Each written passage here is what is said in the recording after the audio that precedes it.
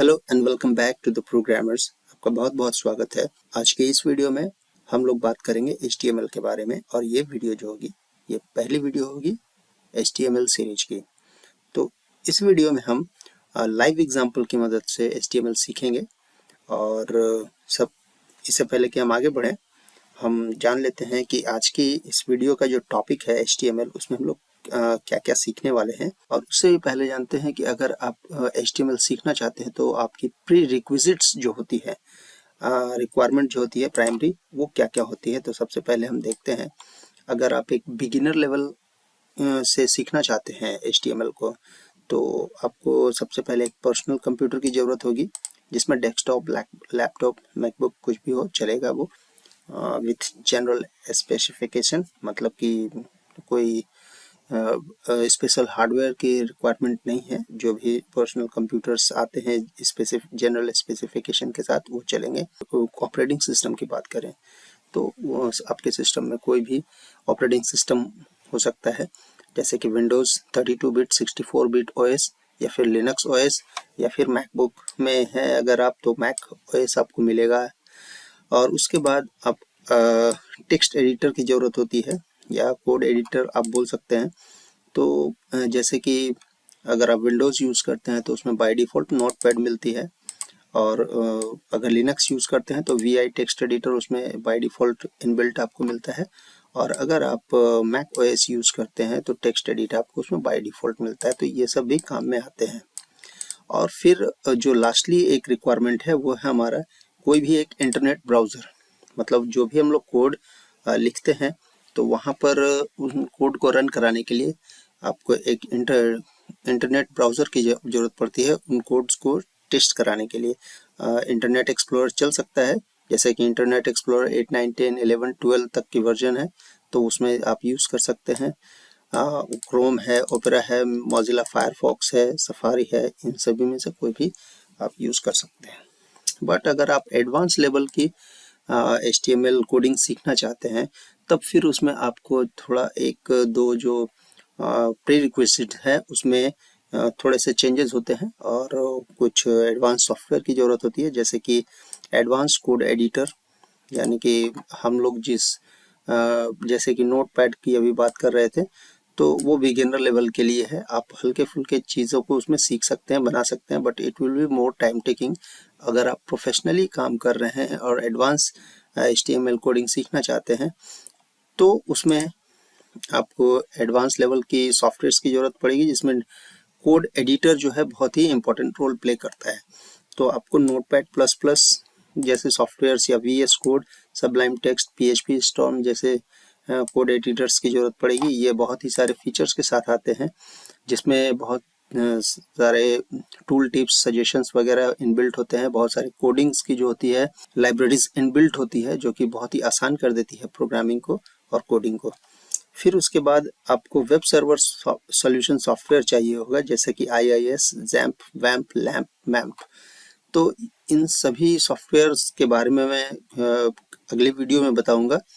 फिलहाल मैं आपको इतना बता देता हूं कि ये वेब सर्वर सॉल्यूशन सॉफ्टवेयर्स जो होते हैं, वो आपके पर्सनल कंप्यूटर को एक वेब सर्वर में कन्वर्ट करते हैं, जब वो रनिंग मोड में होते हैं, जब एक्टिवेटेड मोड में होते हैं। तो यहाँ पर मैंने जो एडवांस टेक्स्ट एडिटर लिया है वो VS कोड लिया है।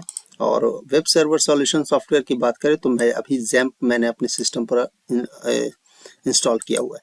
तो जैम्प को हम लोग पहले किस तरह से इंस्टॉल करते हैं, अगर आप ये बहुत सारे वीडियोस हैं अवेलेबल इंटरनेट पर, उसको आप देख सकते हैं। अगर आपको स्पेशली अगर रिक्वायरमेंट है इस वीडियो की इस पर, तो प्लीज़ कमेंट बॉक्स में आप कमेंट करें। मैं इसके लिए भी अलग से एक वीडियो बना दूंगा कि ये सॉफ्टवेयर आपको कहाँ से मिल सकता है और इसे कैसे इंस्टॉल करना है अपने PC में।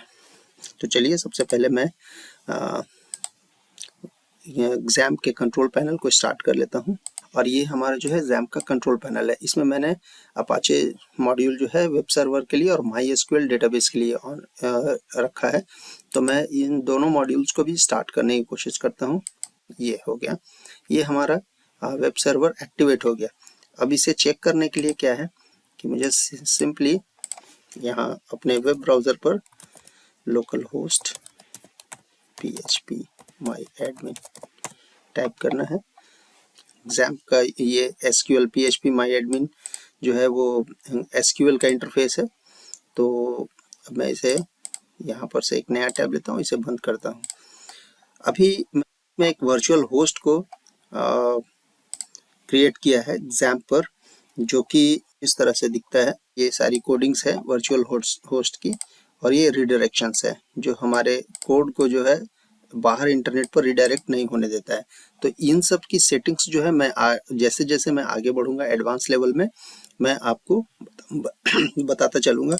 फिलहाल के लिए हम स्टार्ट करते हैं VS कोड। तो मैं यहाँ से न्यू विंडो पर क्लिक करूँगा। ओके, अगर आप यहाँ पर इसे मैं ओपन करूँगा VS कोड को, और ये हमारी न्यू विंडो स्टार्ट हो गई है। तो सबसे पहले मैं इसे बंद कर देता हूँ एक को। तो ये हमारा VS कोड का इंटरफेस खुल गया है, जो मैं अभी कुछ देर पहले प्रोग्रामिंग कर रहा था अपने दूसरे एप्लीकेशंस की। तो उसी के इंटरफेस खुली हुई है। मैं यहाँ पर एक नया वर्क स्पेस ले लेता हूँ, नया विंडो। तो यहाँ पर मैं न्यू विंडो करूँगा और मैं पिछले वाले विंडोज को बंद कर दूंगा। अब यहाँ पर क्या है, VS कोड को सीखना बहुत ज़रूरी है। अगर आप VS कोड पर काम करते हैं या फिर किसी भी टेक्स्ट एडिटर को सीखना बहुत ही ज़रूरी है। अगर आप उस टेक्स्ट एडिटर के साथ अगर उसके अगर स्किल को सीख लेंगे तो कोडिंग जो है बहुत ही इजी हो जाएगी। सबसे पहले मैंने इस नए विंडो को लिया है, मैं आपको दोबारा दिखा देता हूँ। मैं न्यू विंडो पर मैंने क्लिक किया था, तो ये हमारा इंटरफेस खुला। अब यहाँ पर क्या है कि तीन ऑप्शन आपको दिख रहे हैं, एक new file, new open file और ओपन फोल्डर। न्यू फाइल से आपका यहाँ पर एक नया फाइल बन जाएगा जिसे आप सेव कर सकते हैं। ओके, और अगर आप ओपन फाइल करेंगे तो कोई एग्जिस्टिंग फाइल को खोल सकते हैं जो पहले आपने बना के रखा है। और अगर ओपन फोल्डर करेंगे तो हम हमारी जो जहाँ जिस डायरेक्टरी में हमारी कोड्स रखे हुए हैं वो पूरी डायरेक्टरी यहाँ पर ओपन हो जाएगी एक वर्क स्पेस की तरह। तो हम लोग ओपन फोल्डर को ही चुनेंगे। और उससे पहले कि मैं इस ओपन फोल्डर को सेलेक्ट करूं, मैं आपको बता देता हूं कि मैं जो XAMPP सर्वर को मैंने इंस्टॉल किया है, तो वो ये C ड्राइव के अंदर XAMPP है इंस्टॉल्ड।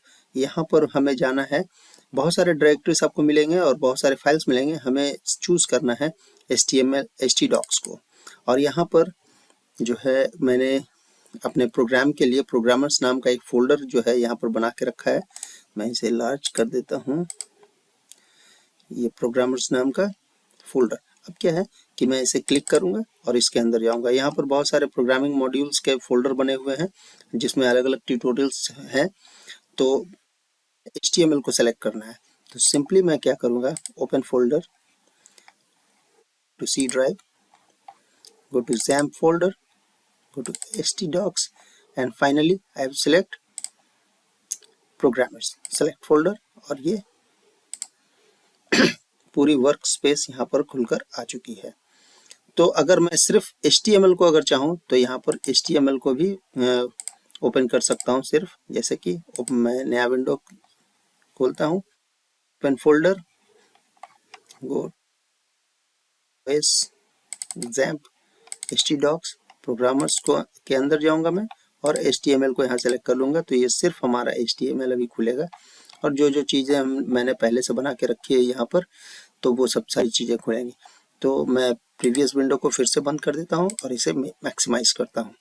ओके, तो आपने अभी देख लिया यहाँ पर कि हमारी जो प्री रिक्विजिट्स थी वो क्या क्या थी, और उसके हिसाब से आपको अपने कंप्यूटर को कॉन्फ़िगर करना है।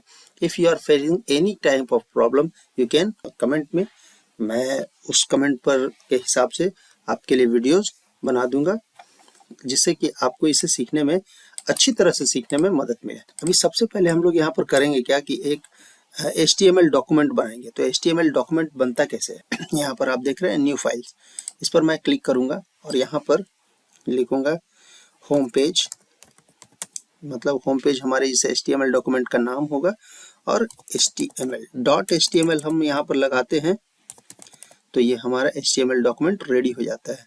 हम यहाँ से भी बना सकते हैं इसे, और अगर हम चाहें तो यहाँ पर डबल क्लिक करेंगे इस एरिया में, यहाँ पर जैसे देख रहे हैं ये डबल क्लिक करने से यहाँ पर एक नया फाइल बनता है जिसमें आपको कहा जाता है कि start select a language.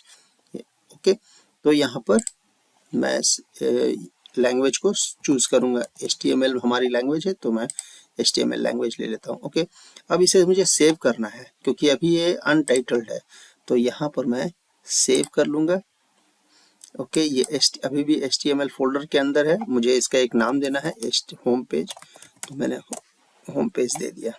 Okay, ये बाय डिफॉल्ट ये होम पेज डॉट HTML के नाम से ये पेज क्रिएट हो गया। अब चलिए, अगर हम यहाँ पर HTML वेब पेज बनाना चाहते हैं तो सबसे पहले हमें HTML की एक प्री स्ट्रक्चर होती है, उसे बिल्ड करना होता है। तो बहुत सारी चीज़ें उसमें लिखने होती है हमें, जैसे डॉक टाइप जो है वो डिक्लेयर करता है HTML के वर्जन को। ठीक है, फिर उसके बाद हम बहुत सारे टैग्स देते हैं, जैसे कि HTML डॉक्यूमेंट की ओपनिंग टैग। ओके, एंड फिर हम देते हैं हेड टैग, और फिर शुरुआत होती है बॉडी टैग की। ओके, इतने टैग्स जो है मैंडेटरी टैग्स हैं। अगर आप इन टैग्स को डिफाइन नहीं करते हैं तो HTML आपको कोई एरर नहीं देगा, बट क्या है कि वो स्टैंडर्ड फॉर्मेट में नहीं होगा। तो जब हमने जो इतना टाइप किया है, इससे अच्छा है कि हम इसे डिलीट करें और सीधा Shift 1 दबाएं, यानी एक्सक्लेमेशन मार्क यहाँ पर आप देख सकते हैं। और यह फर्स्ट जो है, जो एब्रीवेटिव जो टेक्स्ट आ रहा है, इसे हम लोग क्लिक करते हैं एंड देन ये पूरा स्ट्रक्चर डिफाइन हो जाता है HTML का। ये एक प्राइमरी स्ट्रक्चर है जहाँ पर जो है डॉक टाइप जो है डिफाइन किया हुआ HTML, यानी ये डॉक टाइप जो है HTML5 के वर्जन को अभी शो कर रही है। मतलब अभी हमारा जो वर्जन है वो 5 प्लस वर्जन है, मतलब अभी करेंटली जो वर्जन चल रहा है वो 5.2 है। अब ये HTML के वर्जन क्या होती है, जैसे जैसे वीडियो आगे बढ़ी मैं आपको बताते चलूँगा। फिर यहाँ पर जो है HTML की ओपनिंग टैग है जो एक लैंग एट्रीब्यूट के साथ है, यानी अभी जो इस डॉक्यूमेंट का लैंग्वेज है वो है इंग्लिश। तो ये हो गई लैंग्वेज। अगर आपको इसे हिंदी करना है तो आपको सिंपली HN करना होगा या HI, ये आपकी हिंदी हो गई। तो इससे क्या है कि HTML को आपके डॉक्यूमेंट की जो लैंग्वेज है वो पता चलती है कि आप किस लैंग्वेज को वहाँ पर प्रेफर कर रहे हैं। अगर आप हिंदी लैंग्वेज में अगर कुछ बना रहे हैं तो आपको वहाँ पर HN करना होगा, और अगर आप UK इंग्लिश में बना रहे हैं तो US इंग्लिश में, तो यहाँ पर ये इंग्लिश -US करना होगा। अगर आप ये इंडिया में बना रहे हैं तो इंडियन इंग्लिश जो है उसकी एक्सेंट अलग है, उसकी स्पेलिंग्स वगैरह भी बहुत सारे टाइपोग्राफिकल डिफरेंस होता है, तो उसमें आपको यहाँ पर इंग्लिश IN करना होगा, मतलब ये इंडियन इंग्लिश है।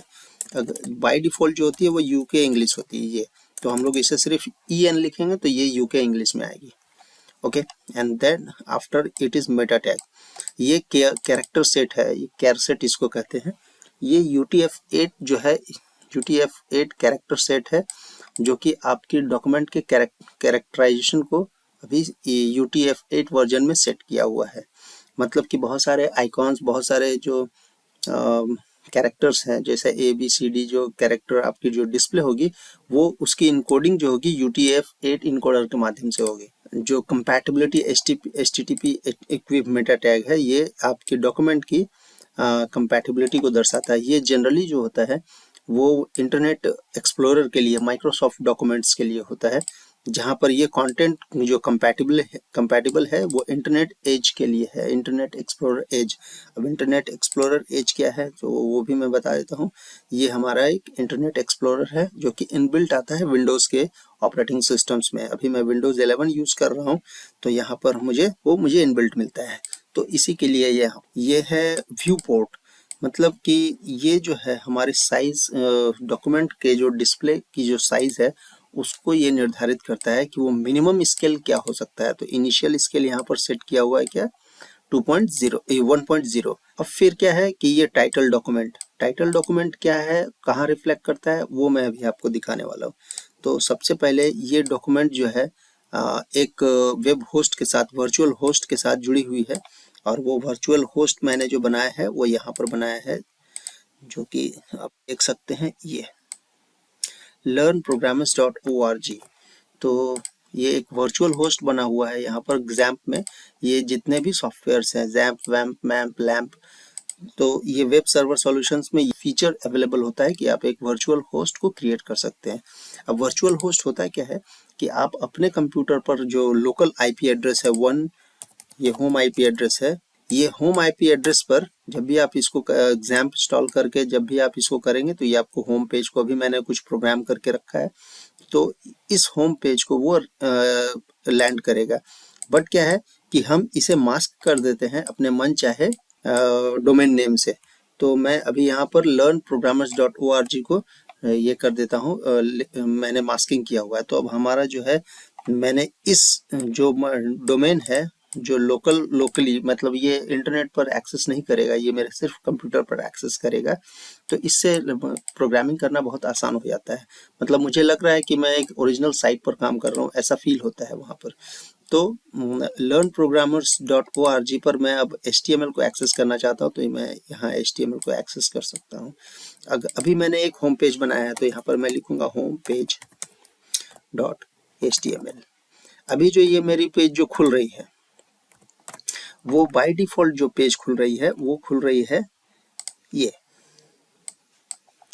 index.html। अगर आप किसी भी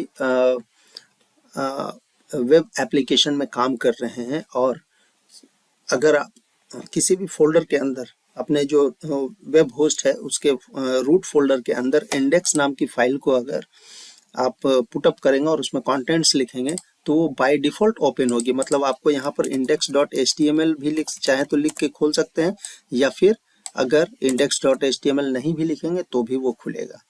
मतलब वो बाय डिफॉल्ट एक्सेसिबल फाइल होती है index.html। अभी हमें यहाँ पर दूसरे पेजेस को खोलना चाहते हैं जैसे कि होम पेज, तो हमें यहाँ पर लिखना पड़ेगा homepage.html। ओके, अभी क्या है कि मैं बता रहा था कि ये डॉक्यूमेंट क्या है। तो डॉक्यूमेंट्स के लिए मैं ये टाइटल क्या है, तो टाइटल को मैं इस तरह से डिस्क्राइब करूंगा, प्रोग्रामर्स। ठीक है,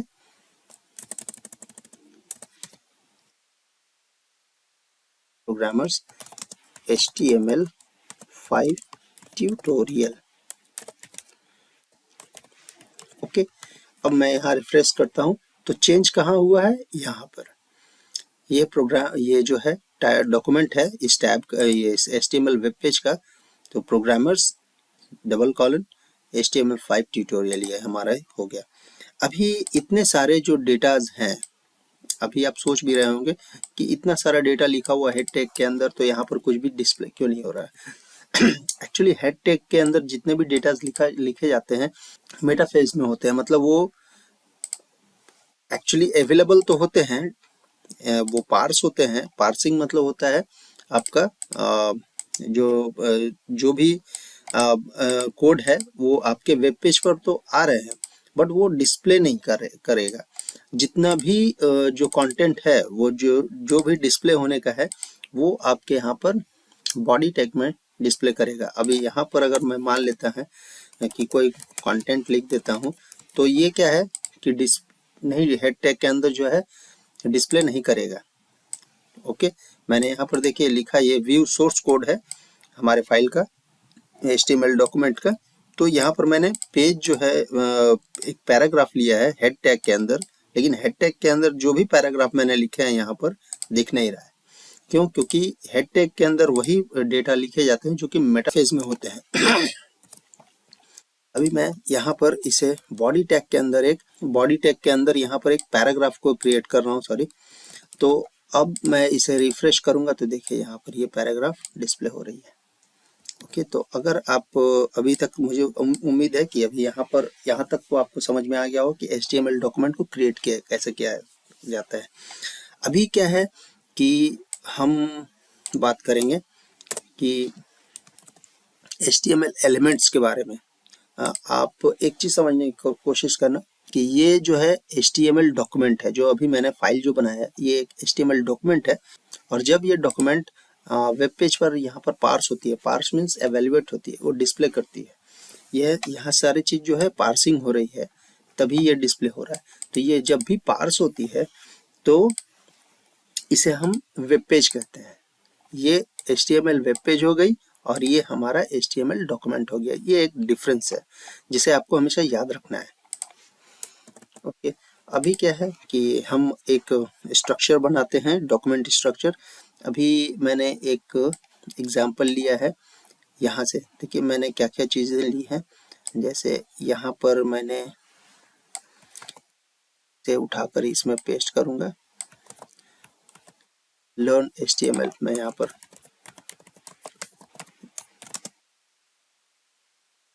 या फिर लर्न HTML, यहाँ पर मैं होम पेज डाल देता हूँ। तो ये यहाँ पर चेंज हो गया home page. Meta view port को मैंने आपको बता दिया। यहाँ पर 2 मेटा टैग्स और आए हैं। ये मेटा टैग्स जो है डिस्क्रिप्शन और कीवर्ड है। ये मेटा टैग्स इंपॉर्टेंट, बहुत इंपॉर्टेंट होते हैं जब आप प्रोफेशनली काम करते हैं। इनके बारे में मैं ये बता दूं कि ये गूगल सर्च इंजन ऑप्टिमाइजेशन के लिए काम आते हैं। सर्च इंजन ऑप्टिमाइजेशन एक ऐसा टूल है जिससे हम अपने कंटेंट को किसी भी सर्च इंजन पर रैंक करा सकते हैं और अपने कंटेंट को लोगों तक पहुंचा सकते हैं। सर्च इंजन ऑप्टिमाइजेशन सिर्फ न ही सिर्फ डिस्क्रिप्शन और कीवर्ड के मेटा टैग्स पर डिपेंड करता है, हालांकि बहुत सारी चीज़ों पर डिपेंड करता है, बट डिस्क्रिप्शन और कीवर्ड्स मेटा टैग बहुत ही इंपॉर्टेंट होते हैं। चलिए अब आगे बढ़ते हैं। अब मैं इसको पहले एक्सप्लेन कर दूं। देखिए ये सब है HTML टैग्स, वो टुगेदर बनाते हैं मिलके एक DOM tree. HTML underscore tags click करके ये हमारा एक वेब पेज खुल गया। अभी क्या है कि HTML tags, head tags, title tags, body tags, यहाँ पर जितने भी टैग्स हैं जो कि जनरली यूज होते हैं उसका मैंने यहाँ पर एक ओवरव्यू दे दिया है आपको। मैं ये अपने जो ब्लॉग है हमारा programmers.com, इसमें मैं अपलोड कर दूंगा, तो आप इसे देख लेना। ओके, ये इतने सारे जो टैग्स हैं इसे मैं पहले OL में कन्वर्ट कर देता हूँ।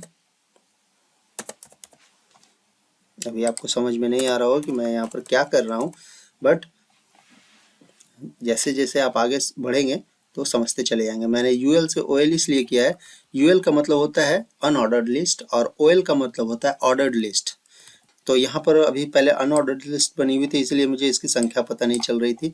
अभी मैंने इसे ऑर्डर लिस्ट में बदल लिया है, तो इसके मुझे पता चल रहा है कि यहाँ पर अभी मैंने 27 कुल एलिमेंट्स के बारे में आपको बताया है, जिसमें जो HTML जो है वो रूट एलिमेंट को दर्शाता है। मतलब ये हम बात कर रहे हैं इस एलिमेंट के बारे में। ये पूरे डॉक्यूमेंट का ये रूट है, ये वर्जन, ये जो है मैं लिख भी देता हूँ, ये डॉक्यूमेंट का वर्जन को शो करता है। ओके, और ये जो है HTML जो है वो रूट, डॉक्यूमेंट के रूट को रिफ्लेक्ट करता है। ठीक, ये मेटा टैग्स के लिए है। मेटाफेज मतलब, मेटाफेज का मतलब होगा कि जो टैग्स होते हैं बट वो दिखते नहीं। अभी क्या है कि इसके बाद हम टाइटल टैग की बात कर रहे हैं। The title of the document display on the web browser title bar, यहाँ पर जो टाइटल बार है यहाँ पर उसकी टाइटल दिखती है। बॉडी कंटेंट जो होती है वो ये इसकी बात कर रहे हैं। तो बॉडी कंटेंट क्या है, डॉक्यूमेंट की बॉडी को, जो मेन बॉडी है, जो कंटेंट बॉडी है उसको, तो जो यूज़र के लिए जो कंटेंट होती है, जैसे कि ये भी कंटेंट पूरी जो HTML पेज पर लिखी हुई है, तो इसे आप बॉडी टैग के अंदर देख सकते हैं।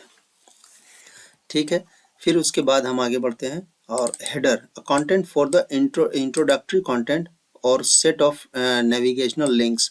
तो ये हेडर कंटेंट जो है, जैसे कि मैंने यहाँ पर लिखा है सबसे ऊपर में जो है हमारा हेडर कंटेंट है, ये इस तरीके से लिखना, अगर हम चाहें तो हेडर को हटा भी सकते हैं।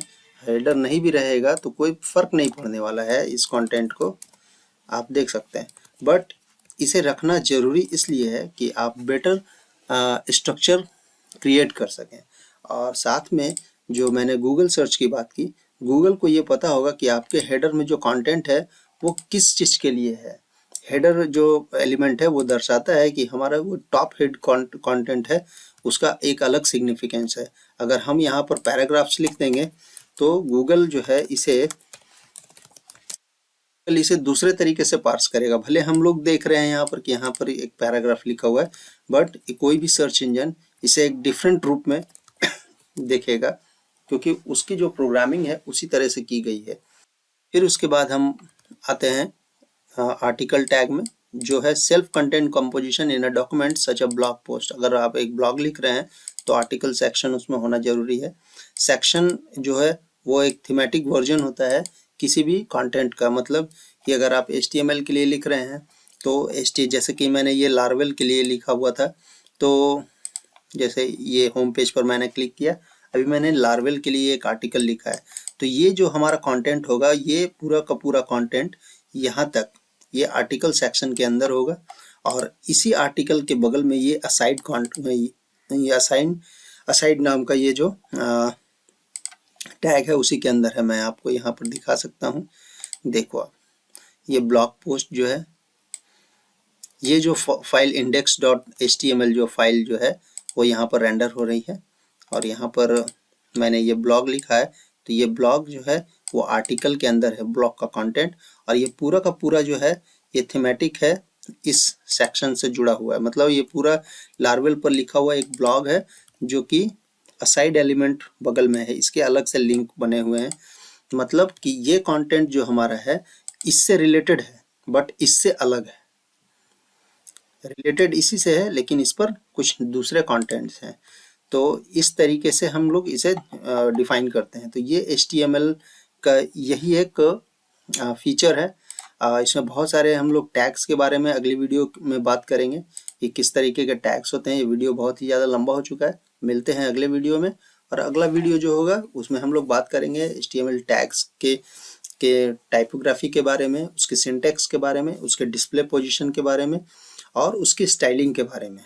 और कोशिश करेंगे कि ज़्यादा से ज़्यादा टैग्स को हम लोग कवर करके HTML सीरीज को जो है ज़्यादा से ज़्यादा 3 से 4 वीडियोस में हम लोग ख़त्म कर देने के लिए। और साथ ही साथ में जो है इससे बेटर एग्जाम्पल साथ में बनाकर आपको प्रेजेंट करता रहूँगा। तो उम्मीद है दोस्तों कि आपको ये वीडियो पसंद आया होगा और आपको इसमें कुछ, अगर बिगिनर लेवल पर है तो इससे बहुत कुछ सीखने को मिला होगा। आप जिस तरह से मैंने इस वीडियो में सेटअप करने के लिए बताया हुआ है, आप अगर अवेयर हैं XAMPP जैसे सॉफ्टवेयर से, तो आप अपने सिस्टम पर उसको इंस्टॉल करके आप उसे कॉन्फ़िगर कर लें और उसके बाद जो है प्रोग्रामिंग करें तो उसका मज़ा कुछ और आएगा। तो इस वीडियो में इतना ही, मिलते हैं अपने अगले वीडियो में। वीडियो को पूरा देखने के लिए बहुत बहुत धन्यवाद। आपका दिन शुभ हो। नमस्कार, जय हिंद।